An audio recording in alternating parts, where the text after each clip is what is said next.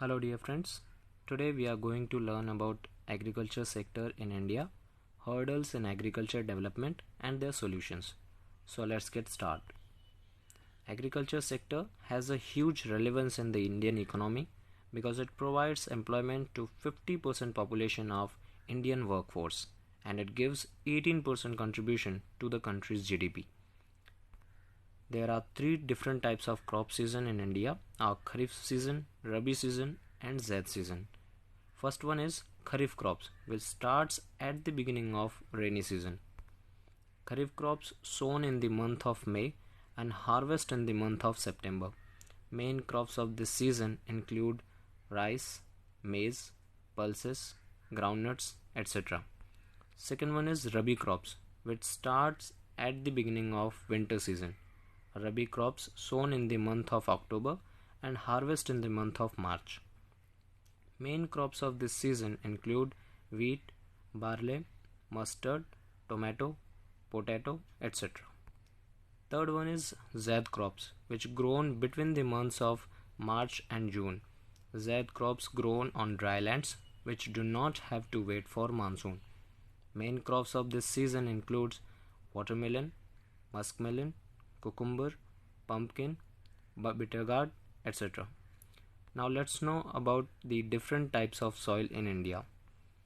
There are 8 different types of soil in India comprising of 30% black soil, 28% red soil, 22% alluvial soil, 7% mountain soil, 6% desert soil, 3% laterite soil, 2% alkaline soil, and 2% marshy soil. This is the Indian map showing different kinds of soil in the various parts of India. You can pause the video and go through it. Now we'll come to know about hurdles in the agricultural sector. The main hurdle in this sector is landholding. Indian farmers have very small and fragmented agricultural land, and the average size of landholding in India is less than 1 hectare, because of which modern technologies of farming cannot be used efficiently. Second, soil erosion. Soil erosion of agricultural land by wind and water decreases the fertility of soil, which directly proportional to the quality of crops. Third, agriculture markets are in very bad condition in India. Fourth, India does not have adequate storage facility for agriculture goods.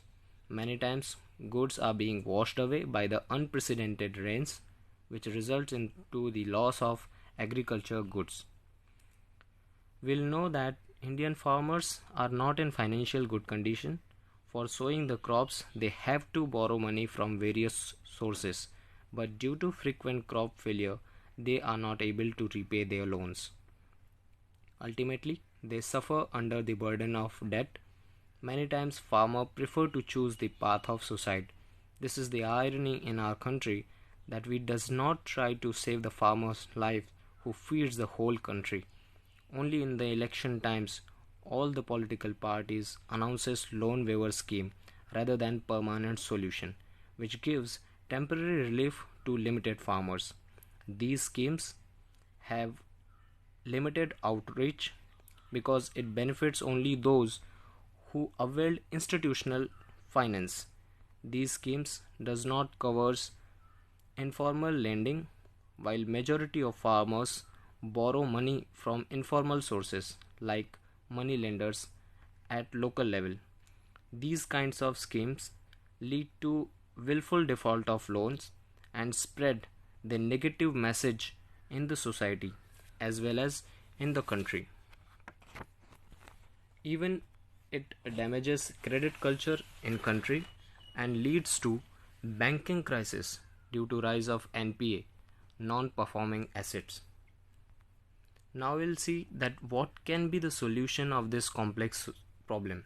First, government should focus on land reforms and provide good quality of seeds to farmers in a simpler way so that they can increase farming yield. Second, government should work on betterment of irrigation facilities.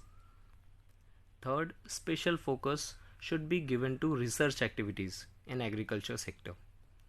Fourth, government should work on improvement of transport infrastructure so that farmers can easily access agriculture markets. Fifth, government should provide state-of-the-art equipment in agriculture markets for easing the complex process.